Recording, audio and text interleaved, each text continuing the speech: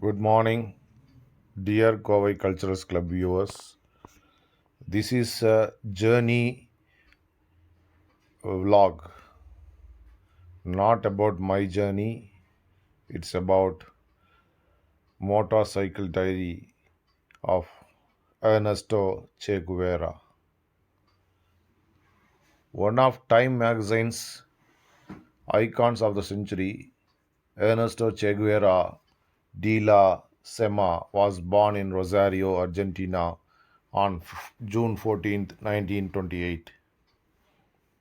He made several trips around Latin America during and immediately after his studies at medical school in Buenos Aires, including his 1952 journey with Alberto Granado on the unreliable Norton motorbike La Poderosa 2 described in this travel diary.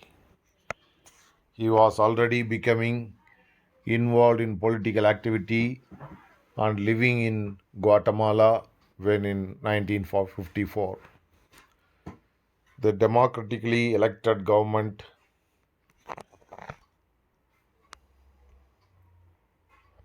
Jacopo Arbenz was overthrown in the CIA organized military operation. Ernesto escaped to Mexico, profoundly radicalized. Following up on the contact made in Guatemala, Guevara sought out a group of exiled Cuban revolutionaries in Mexico City in July 1955. He met Fidel Castro and immediately enlisted in the Cuban guerrilla expedition to overthrow the dictator Batista. The Cubans nicknamed Ernesto Che, a popular form of address in Argentina. On November 25, 1956, Guevara set sail for Cuba aboard the yacht Granma as the doctor to the guerrilla group that began the revolutionary armed struggle in the Cuba's Sierra Maestra Mountains. Within several months, he had become the first rebel army commander, though he continued treating wounded guerrilla fighters and captured soldiers from Batista's army. In September 1958, Guevara played a decisive role in the military defeat of Batista after he and Camilo Cienfuegos led separate guerrilla columns westward from the Sierra Maestra. After Batista fled on January 1, 1959, Guevara became a key leader of the new revolutionary government, first as head of the Department of Industry and National Institute of Agrarian Reform, then as president of the National Bank. In February 1961, he became Minister of Industry. He was also a central leader of the political organization that in 1965 became the Communist Party of Cuba. Apart from these responsibilities, Guevara represented the Cuban revolutionary government around the world, heading several delegations and speaking at the United Nations and other international reforms in Asia, Africa, and Latin America, and the socialist bloc countries.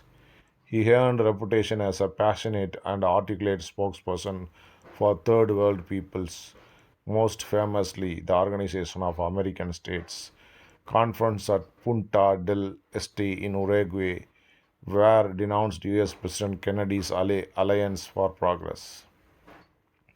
As had been his intention since joining the Cuban Revolutionary Movement, Guerra left Cuba in April 1965, initially to lead a guerrilla mission to support the revolutionary struggle in the Congo. He returned to Cuba secretly in December 1965 to prepare another guerrilla force for Bolivia. Arriving in Bolivia in November 1966, Guevara's plan was challenge that country's military dictatorship and eventually instigate a revolutionary movement that would extend throughout the continent of Latin America. He was wounded and captured by US trained and run Bolivian counterinsurgents troops in October 8, 1967. The following day, he was murdered and his body hidden. Che Guevara remains were finally discovered in 1997 and returned to Cuba. A memorial was built at Santa Clara in central Cuba, where he had won a major military battle during the Cuban Revolutionary War.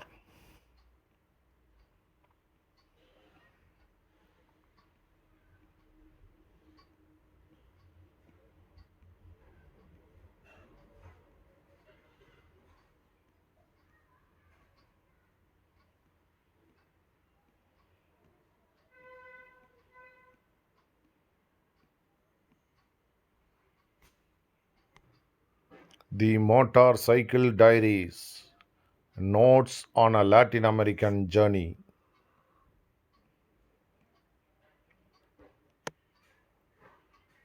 This is not a story of heroic feats or merely a narrative of a cynic. Topic is so we understand each other. At least I do not mean it to be. It is a glimpse of two lives running parallel for a time with similar hopes and convergent dreams. In 9 months of a man's life, he can think a lot of things, from the loftiest meditations on a philosophy to the most desperate longing for a bowl of soup, in total accord with the state of his stomach. And if at the same time he is somewhat of an adventurer, he might live through episodes of interest to other people, and his haphazard record might read something like these notes. And so the coin was thrown in the air, turning many times, landing sometimes heads and other times tails. Man, the measure of all things, speaks here through my mouth and narrates in my own language that which my eyes have seen. It is likely that out of 10 possible heads, I have seen only one true tail, or vice versa. In fact, it is probable, and there are no excuses, for these lips can only describe what these eyes actually see. Is it that our whole vision was never quite complete, that it was too transient or not always well informed? Were we too uncompromising in our judgments? Okay, but this is how typewriter interpreted those fleeting impulses, raising my fingers to the keys, and those impulses have now died. Moreover, no one can be held responsible for them. The person who wrote these notes passed away the moment his feet touched Argentina soil again. The person who recognizes and polishes them, me, is no longer, at least I am not the person I once was. All this wandering around our America with a capital A has changed me more than I thought. In any photographic manual, you will come across the strikingly clear image of a landscape, apparently taken by night, in the light of a full moon. The secret behind this magical vision of darkness at noon is usually revealed in the accompanying text. Readers of this book will not be well versed about the sensitivity of my retina. I can hardly sense it myself, so they will not be able to check what is said against photographic plate, discover at precisely what time each of my pictures was taken. What this means is that if I present you with an image and say, for instance, that it was taken at night, you can either believe me or not. It matters little to me, since if you don't happen to know the scene I have photographed in my notes. It will be hard for you to find an alternative to the truth I am about to tell. But I leave you now with myself, the man I used to be. It was a morning in October, taking advantage of a holiday on the 17th. I had gone to Cordoba. We were at Alberto Granado's place under the vine, drinking sweet mate and commenting on recent events in his beach of life. Tinkering with La Poderosa too. Alberto was lamenting the fact that he had to quit his job at the labor colony in San Francisco del Chanar and about how poor this pay was now at the Espinal Hospital. I had also quit my job, but unlike Alberto, I was very happy to leave. I was feeling uneasy more than anything because having the spirit of a dreamer, I was particularly jaded with medical schools, hospitals, and exams. Along the roads of our daydream, we reached remote countries, navigated tropical seas, and traveled all through Asia. And suddenly, slipping in as if part of our fantasy, the question arose, why don't we go to North America? North America? But how? On Lal Podorosa, man. On La Podorosa, man. The trip was decided just like that. And it never erred from the basic principle laid down in that moment improvisation. Alberto's brothers joined us in a round mate as we sealed our pact never to give up until we had realized our dream. So began the monotonous business of chasing visas, certificates, documents, that is to say, of overcornering the many hurdles modern nations erect in the paths of paths of would-be travelers. To save face, just in the case, we decided to say we are going to Chile. My most important mission before leaving was to take exams in as many subjects as possible. Albertos to prepare the bike for a long journey and to study and plan our route. The enormity of our endeavor escaped us in those moments. All we could see was the dust on the road ahead and ourselves on the bike, devouring kilometers in our flight northward. At the time, a national holiday to commemorate June Bartran's 1945 release from prison, General Perón was president of Argentina from 1946 to 1955 and from 1973 until his death 1974. Granado's Norton 500 motorcycle, literally the mighty one, discovery of the ocean. The full moon is silhouetted against the sea, something the waves with silver reflections. Sitting on a dune, we watch the continuous ebb and flow, each with our own thoughts. For me, the sea has always been a confidant, a friend absorbing all it is told and never revealing those secrets, always giving the best advice. Its meaningful noises can be interpreted any way you choose. For Alberto, it is a new, strangely perturbing sight, and the intensity with which his eyes follow every wave building, swelling, and dying on the beach reflects his amazement. Nearing 30, Alberto is seeing the Atlantic for the first time and is overwhelmed by this discovery that signifies an infinite number of paths to all ends of the earth. The fresh wind fills the senses with the power and mood of the sea. Everything is transformed by its touch, even comeback gazes. his odd little nose aloft at the silver ribbons unrolling before him several times a minute. Comeback is both a symbol and a survivor, a symbol of the union demanding my return, a survivor of his own bad luck. Two falls from the bike, in one which he had, and his bag flew off the back. His persistent diarrhea, and even getting trampled by a horse. We are in Villa Gesell, north of Mar del Plata, enjoying my uncle's hospitality in his home and reveling our first 1,200 kilometers.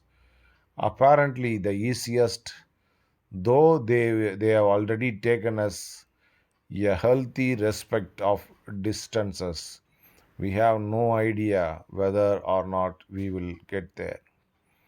But we do know the doing will be hard, at least that the impression we have at this stage. Alberto laughs at his minutely detailed plans for the trip, according to which we should be nearing the end when in reality we have only just begun. We left Gessel stocked up on vegetables and tinned meat donated by my uncle. He asked us to send him a telegram from Borleche if we get there, so that with the number of telegram he could buy a corresponding lottery ticket, which seemed a little optimistic to us.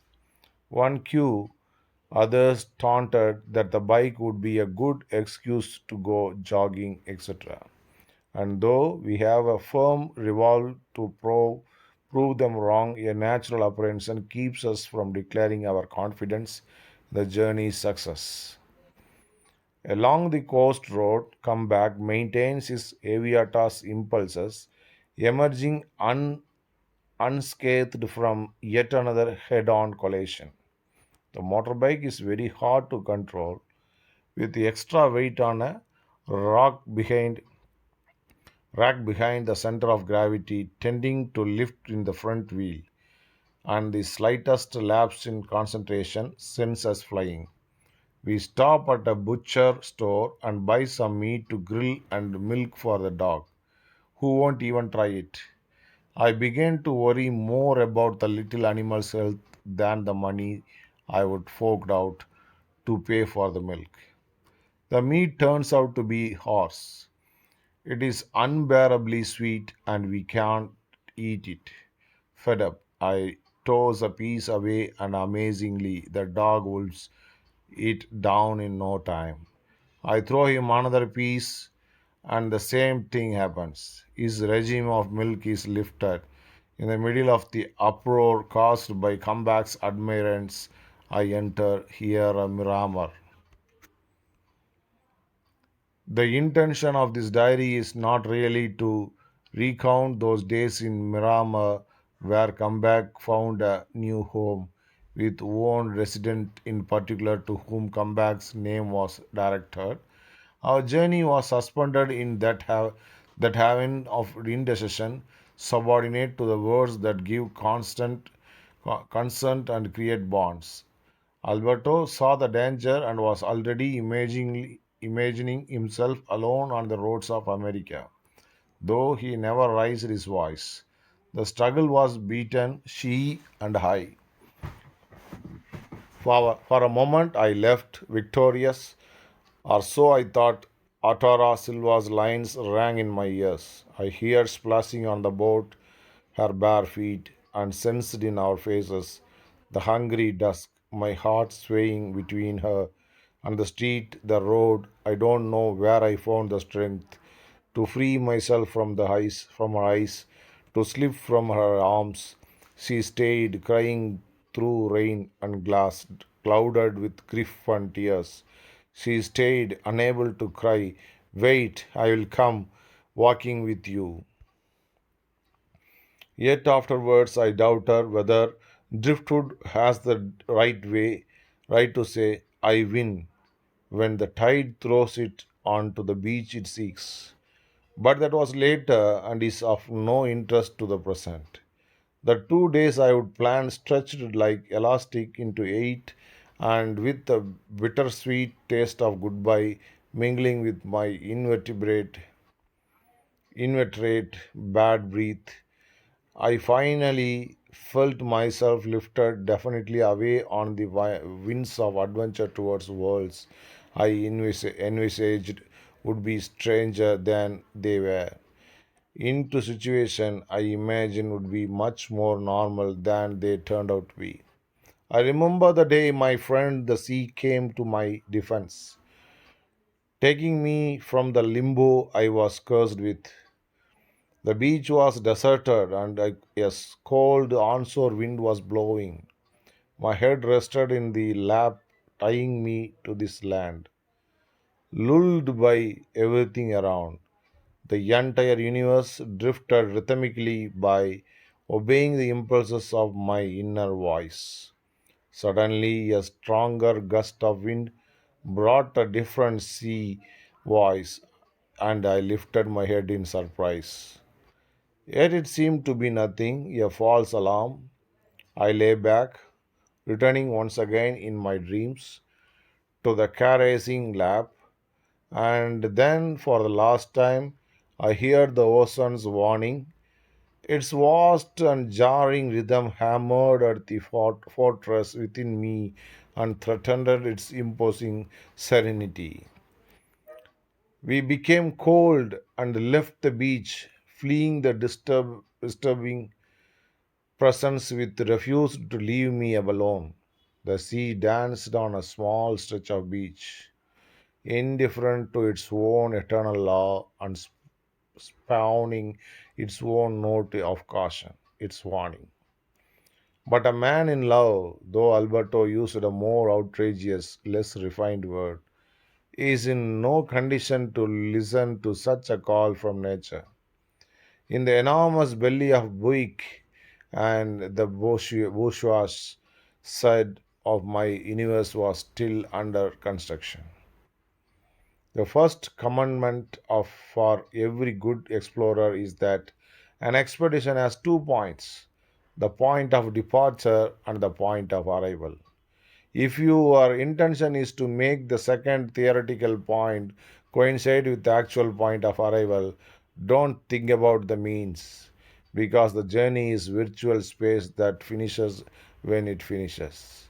And there are as many means as there are different ways of finishing. That is to say, the means are endless. I remembered Alberto's suggestion, the bracelet. Or you are not who you think you are. Chinchina's Chichina's hands disappeared into hollow made by mine. Chichina, the bracelet. Can I take it to guide me and remind me of you? The poor girl. I know the gold that didn't matter, despite what they say. Her fingers, as they held the bracelet, were merely weighing up the love that made me ask for it.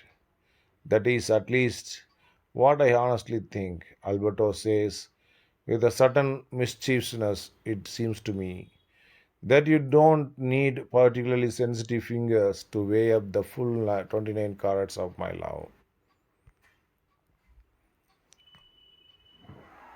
Until the last tie is broken. We left, stopping next in Necochea, where an old university friend of Alberto's had his practice. We covered the distance easily in the morning, arriving just in time for a steak lunch, receiving a genial welcome from the friend and not so genial welcome from his wife, who spotted the danger in our resolutely bohemian ways. You have only 1 year left before you qualify as a doctor, and yet you are going away. You have no idea when you will be back, but why? We could not give precise answers to her desperate questions, and this horrified her. She was courteous with us, but her hostility was clear. Despite the fact that she knew, at least I think she knew, ultimate victory was hers. Her husband was beyond our redemption.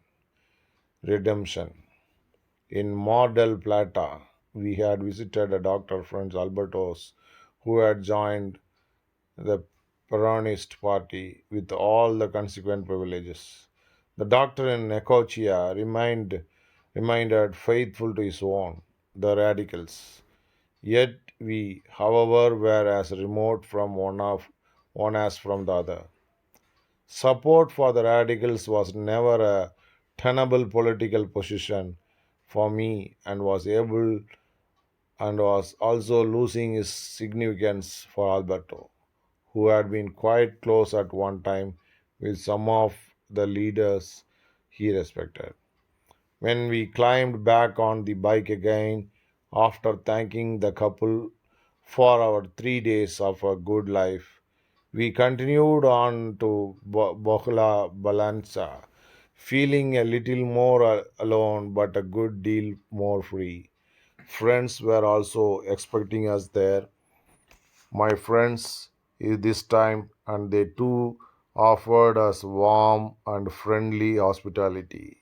Several days passed us by in his port as we fixed the bike and wandered aimlessly around the city.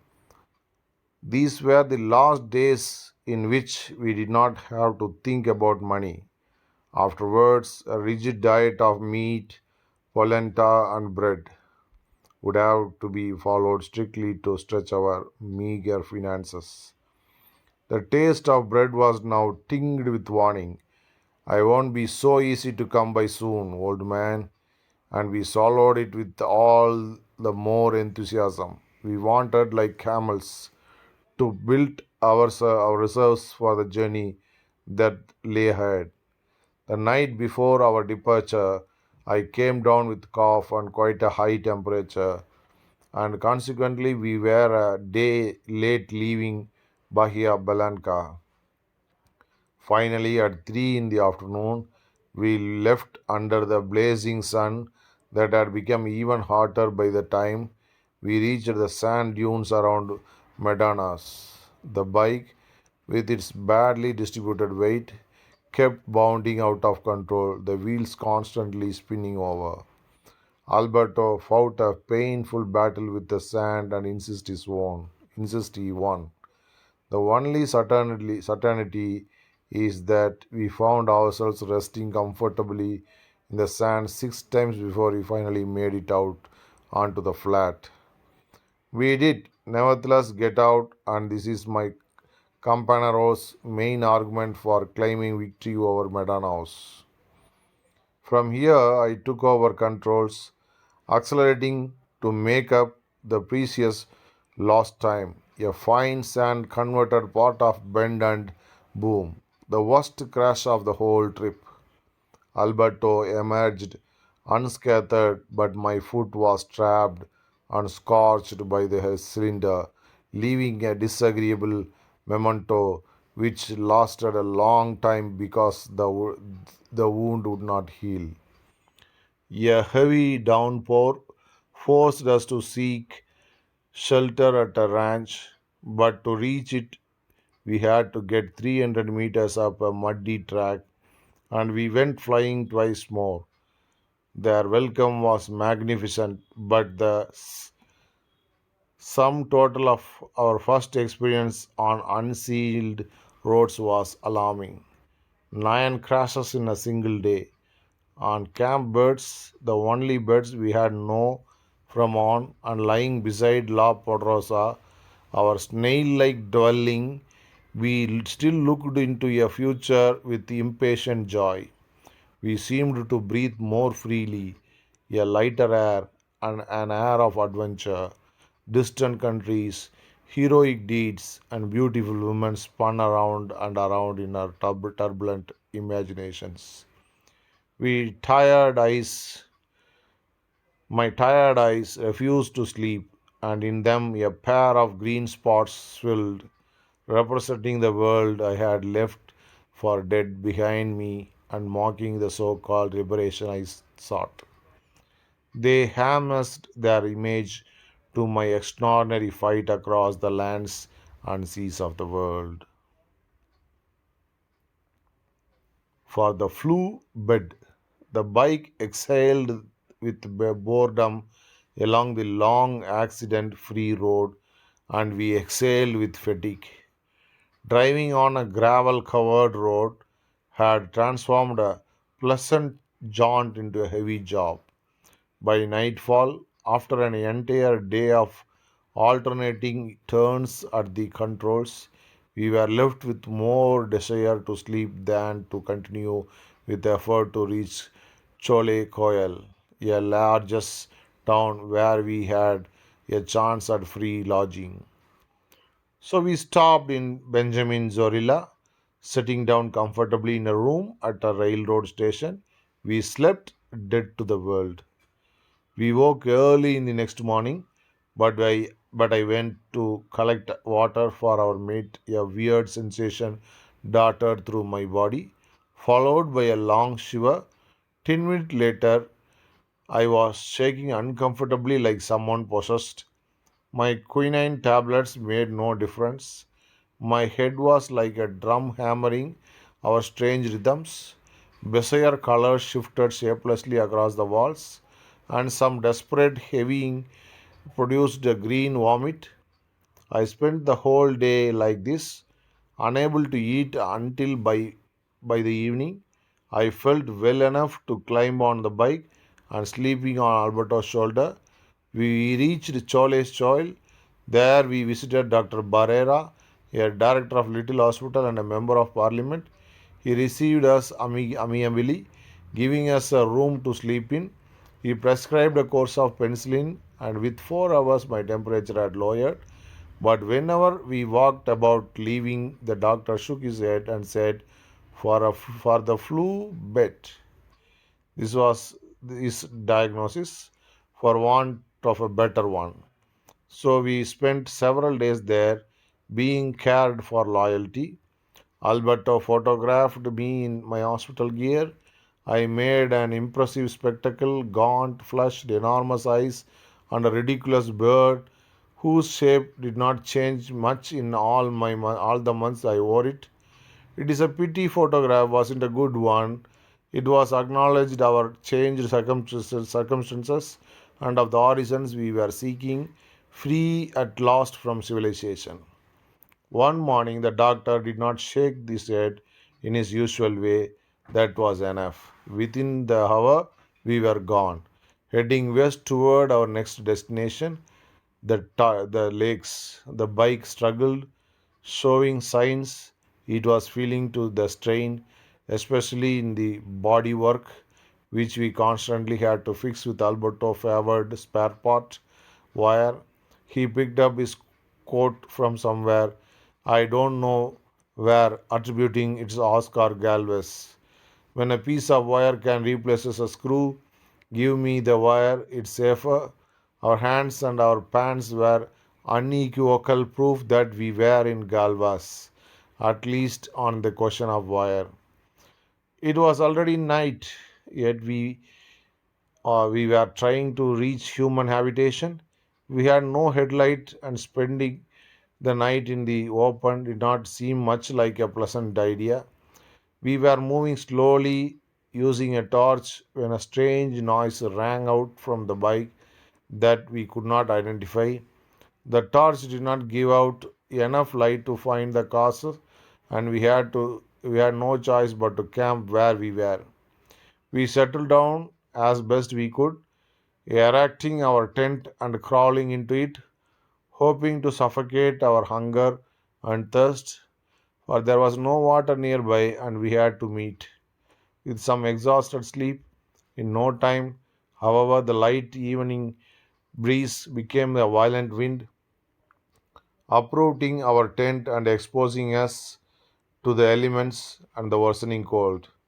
We had to tie the bike to a telephone pole and throwing the tent over the bike for protection, we lay down behind it.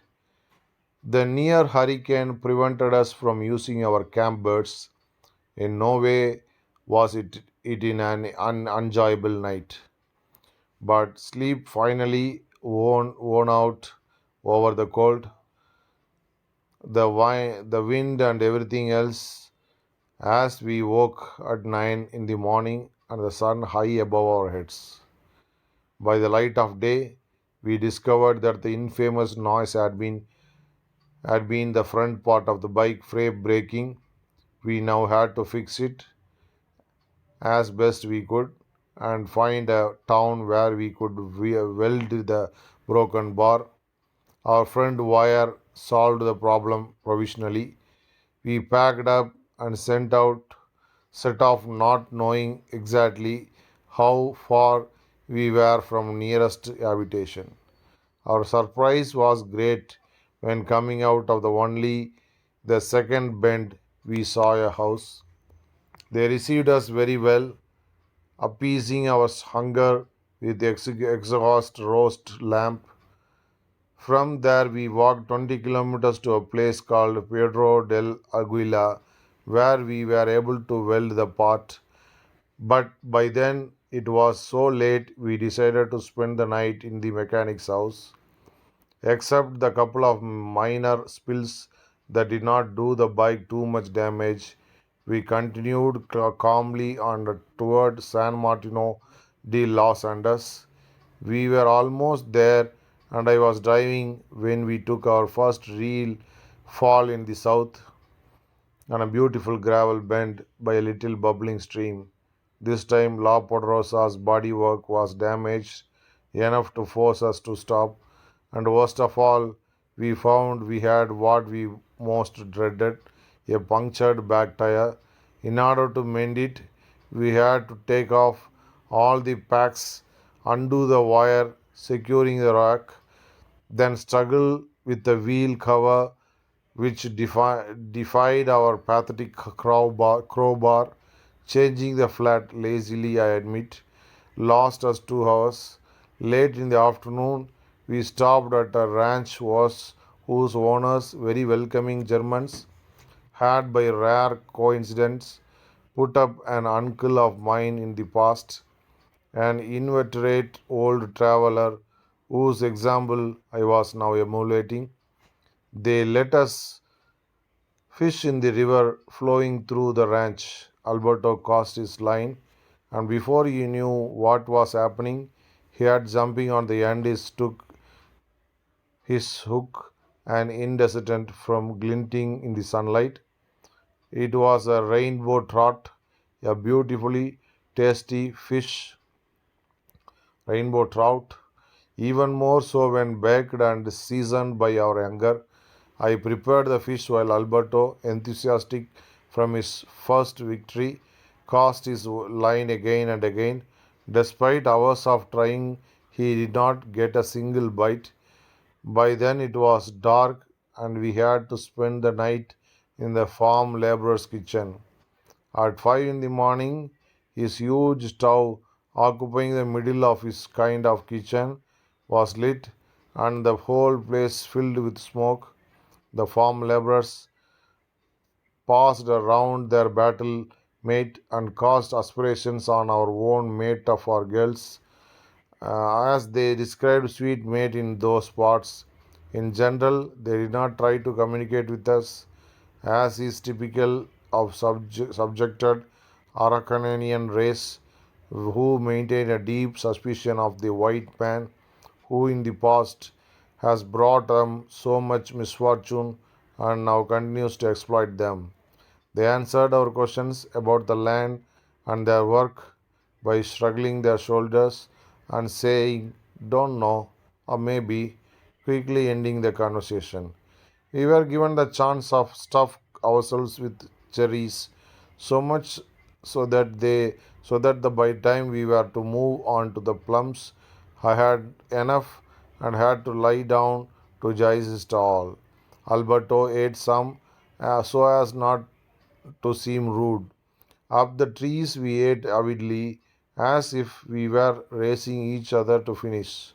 One of the owner's sons looked on with a certain mistrust at these doctors, disgustingly dressed and obviously famished, but he kept his mouth shut and let us eat to our idealistic heart's content. It got to the point where we had to walk slowly to avoid stepping on our own stomachs.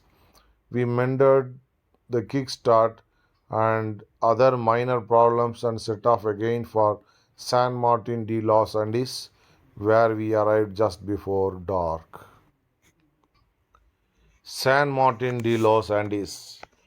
The road snakes between the low foothills that sound the beginning of the great cordillera of the Andes, then descends steeply until it reaches an unattractive, miserable town surrounded in sharp contrast by magnificent, densely wooded mountains.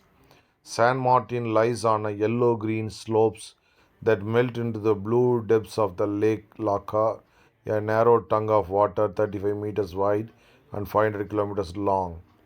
The day it was discovered as a tourist haven, the town's climate and transport difficulties were solved and its subsistence secured. Our first attack on a local clinic completely failed, but we were told to try the same tactic at the national parks offices. The superintendent of the park allowed us to stay in one of the tool sheds.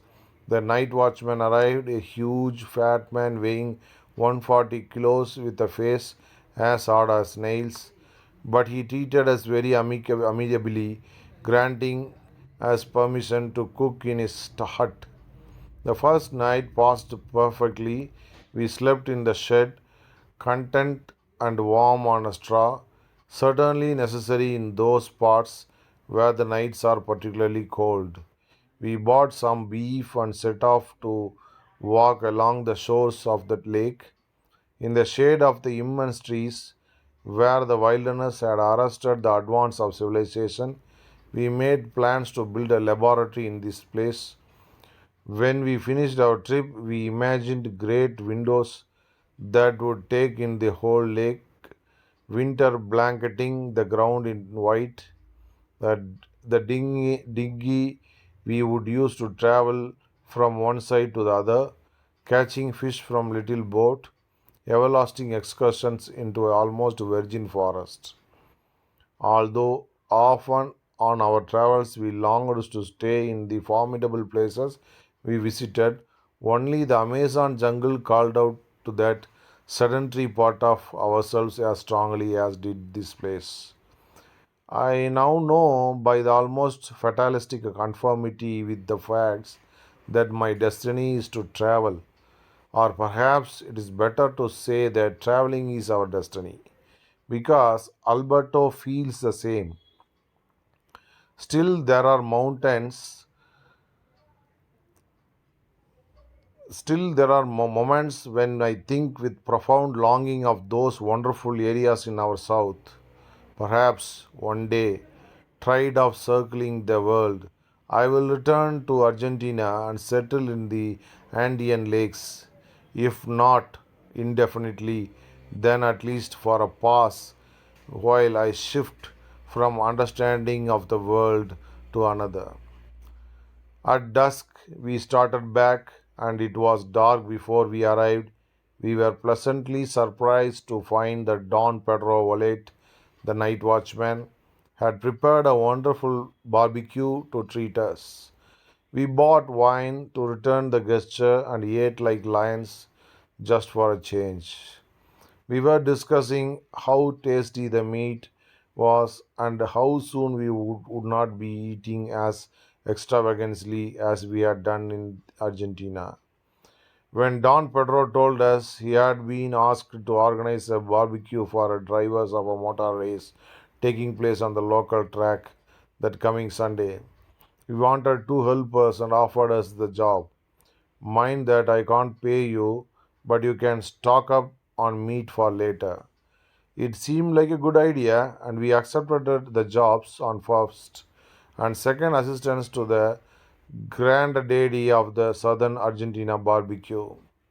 Both assistants waited for Sunday with a kind of religious enthusiasm. At 6 in the morning on the day we started our first job, loading wood onto the truck and taking it to the barbecue site, and we did not stop our work until 11 a.m. when the distinctive signal was given, and everyone threw themselves voraciously onto the thirsty ribs. A very strange person was giving orders, whom I addressed with the utmost respect as Serona. Anytime I said the word, until one of my fellow workers said, "Hey kid, che, don't push Don Pennant too far, he will get angry." "Who's Don Pennant?" I asked, with the kind of gesture some uncultured kid would give.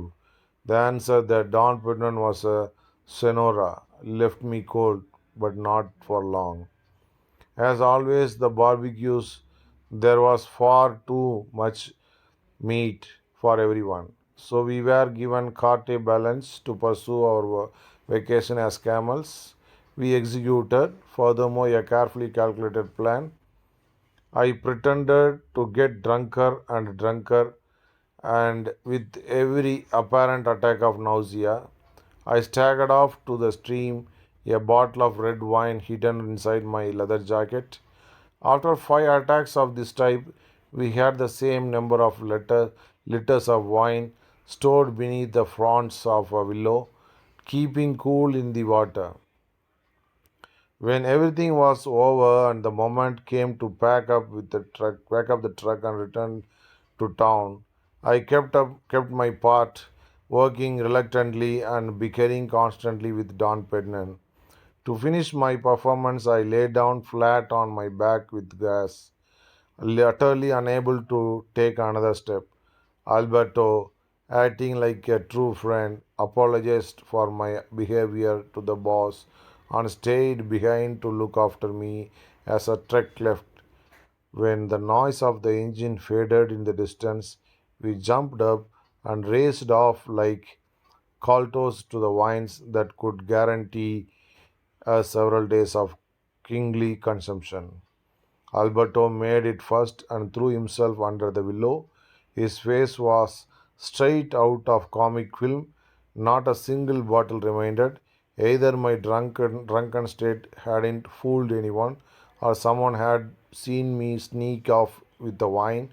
The fact was, we were as broke as never, ever, retracting in our minds the smiles that had greeted my drunken antics, trying to find some traces in the irony with which we could identify the thief, to no avail, lugging lugging the chunk of bread and cheese we had received and a few kilos of meat for the night.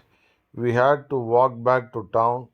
We were well fed and well watered, but with our tails between our legs, not so much for wine, but for the fools that would made of us. Words cannot describe it. The following day was rainy, cold, and we thought the race would not go ahead. We were waiting for a break in the rain so we could go and cook some meat by the lake when heard over the loudspeakers that the race was still on. In our role as barbecue assistants, we passed free of charge, though the entrance gates and comfortably installed the nation's drivers in a fairly good car race. Just as we are thinking of moving on, discussing the best road to take, drinking mate in the doorway of shed, a jeep arrived, carrying some of Alberto's friends from the distant and almost mythical Villa Consumption del Litio. We shared a big friendly hugs and went immediately to celebrate by filling our guts with frothy liquid, and is the dignified practice on our such occasions.